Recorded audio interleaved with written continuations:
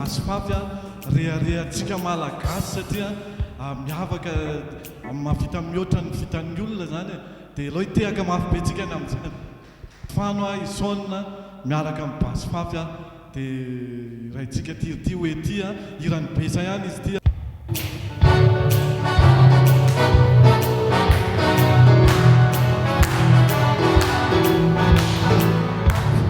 Menatoky desany velatra kanjo voasoloky katapakelatra manantena rira ka de putraka oety soputaka fefi vou fariparitra albo mora lefi tsy mba maharitra zay tena kantony aza fitaka oety fantosay misitaka tsy azo natosoaza sandoka mifatafata dinapity tsy mady ora milofika vovotona de putika fanifitya fanatsimbalu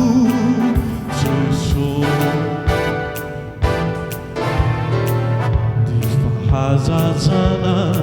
kanto tsy fantatra ny hatanorana kanto tsy fantatra samby misy angola feno avona oety fazolozao manjavora Naini efa manjoko izao lantarefa hiny niketone falao repanidahida pisulelaka oety kenahalafu fareraka